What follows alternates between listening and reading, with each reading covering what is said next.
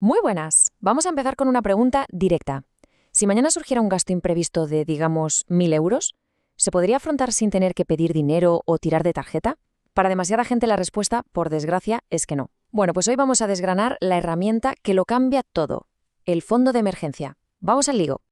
Quiero que nos fijemos bien en este número, 56%. Dejémoslo ahí un segundo. Es una cifra que impacta. ¿Y lo que hay detrás? Bueno, lo que hay detrás revela una realidad bastante preocupante sobre la salud financiera general.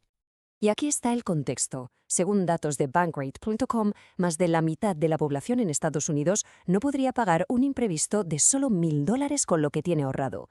Esto lo que nos enseña es una fragilidad financiera enorme, que hace que un problema pequeño se convierta en una auténtica bola de nieve económica. Pero, a ver, ¿y si pudiéramos tener nuestra propia póliza de seguros contra los giros inesperados de la vida? ¿Una red de seguridad que nos recoja cuando las cosas se tuercen? Pues la buena noticia es que esa póliza existe y se llama fondo de emergencia. Entonces, ¿qué es exactamente? Pues en esencia es una hucha con dinero disponible. Pero ojo, hay dos cosas que son la clave para que funcione de verdad. Primero, tiene que ser dinero accesible, líquido, para poder usarlo ya. Y segundo, y esto es importantísimo, tiene que estar en una cuenta separada. ¿Por qué? Porque eso crea una barrera mental, para no caer en la tentación de usarlo para el día a día. Venga, ahora vamos a lo importante, el por qué. Porque un fondo de emergencia no es solo dinero guardado, que va, es un verdadero escudo financiero. Es nuestra primera línea de defensa, la que protege todo el plan económico que tengamos a largo plazo.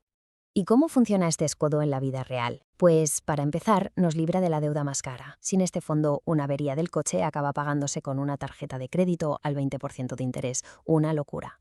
También nos da un respiro vital si hay una pérdida de empleo, protege nuestras inversiones a largo plazo de tener que venderlas a la fuerza y, quizá lo más valioso de todo, nos da una tranquilidad que de verdad no tiene precio. Vamos a verlo con un ejemplo súper claro. Imaginemos a Juan y a María. A los dos se les presenta el mismo problema, una tubería rota, $1.200 de reparación. Juan, que no tiene fondo de emergencia, entra en pánico. Tiene que pedir un préstamo, lo que significa pagar intereses y sumar un estrés tremendo a su vida. María, en cambio, con total tranquilidad, usa su fondo, paga la reparación y listo. Su única preocupación después es volver a rellenar la hucha. Es la misma emergencia, pero los resultados financieros y emocionales son radicalmente opuestos. Esta cita me parece brutal, porque lleva el concepto a otro nivel. Ya no hablamos solo de defensa, hablamos de estrategia. Veréis, al tener esa red de seguridad, nos sentimos con la confianza suficiente para asumir ciertos riesgos calculados en nuestras inversiones a largo plazo, que es donde el dinero crece de verdad.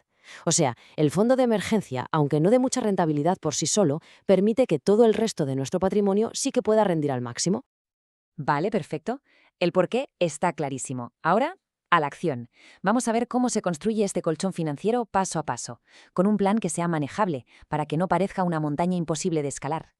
Pero antes de los pasos, hablemos de la herramienta. ¿Dónde metemos este dinero? Pues la opción ideal suele ser una cuenta de ahorro de alto rendimiento, lo que los americanos llaman una HISA. ¿Y por qué? Porque nos da un interés bastante mejor que el de una cuenta normal, lo que ayuda a que la inflación no se coma nuestros ahorros. Además, el dinero está asegurado por el fondo de garantía y sigue siendo totalmente accesible. Un consejito, estas cuentas suelen ofrecer los bancos online, así que conviene comparar un poco para encontrarla mejor. Y aquí tenemos la hoja de ruta. Paso 1, calcular la meta. Entre 3 y 6 meses de gastos esenciales. Y digo esenciales, no de ingresos, lo justo para vivir, casa, comida, transporte. Segundo, empezar con algo pequeño, como 1.000 euros. Conseguirlo da un subidón de moral increíble. Tercero, abrir esa cuenta de ahorros separada de la que hablábamos. Y cuarto, y esto es magia pura, automatizar. Programar una transferencia fija cada mes, como si fuera la factura del teléfono. Así el ahorro se hace solo. Llegamos a un punto que es crítico, porque tener el dinero es solo la mitad de la ecuación.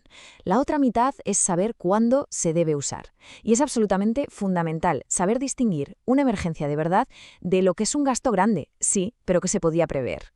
Por eso, hay que hacerse esta pregunta desde el minuto 1.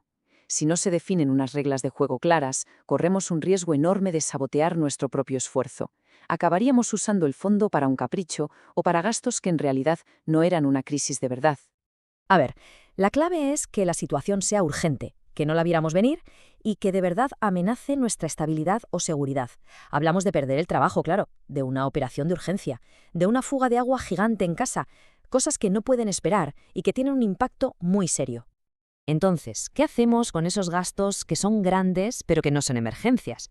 Pues para eso existe otra herramienta fantástica, el Sinking Fund o fondo de previsión.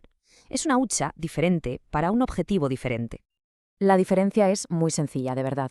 El fondo de emergencia es para lo desconocido y lo urgente, como quedarse sin trabajo.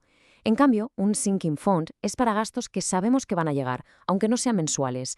El seguro del coche, que se paga una vez al año, las vacaciones, el mantenimiento de la casa. Se va ahorrando poco a poco para ellos, y así evitamos que se conviertan en falsas emergencias que nos vacíen el colchón principal. Y con esto llegamos al último obstáculo, que muchas veces es el más difícil de saltar, el obstáculo mental.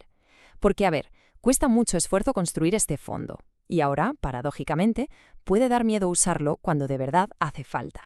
Es una ansiedad súper común, de verdad. Se puede sentir como un fracaso tener que gastar ese dinero, como si todo el trabajo se fuera por el desagüe. Pero es absolutamente fundamental darle la vuelta a esa forma de pensar. Y este es el mensaje clave. Usar el fondo de emergencia para lo que es, para una emergencia de verdad, no es un fracaso. Es todo lo contrario. Es la prueba de que el plan ha funcionado a la perfección. Es la herramienta cumpliendo exactamente su propósito. Es una victoria financiera, no una derrota. ¿Y cómo superamos ese miedo? Pues con un poco de estrategia. Primero, tener por escrito una lista de qué es una emergencia. Eso elimina las dudas cuando llega el pánico. Segundo, tener un plan para reponer el dinero. Pensar en ello como un préstamo que nos hacemos a nosotros mismos y que hay que devolver. Y tercero, y esto hay que grabárselo a fuego, recordar siempre la alternativa. Usar nuestros ahorros siempre, siempre será infinitamente mejor que pagarle intereses desorbitados a un banco. Así que, para terminar, quedémonos con esta idea. Un fondo de emergencia no es dinero muerto. Es una de las inversiones más rentables que se pueden hacer. No en intereses, claro, sino en tranquilidad y en control sobre el futuro. La verdadera pregunta que queda en el aire es, ¿cuándo empezamos a hacer esa inversión en nuestra propia paz mental? Gracias por acompañarnos.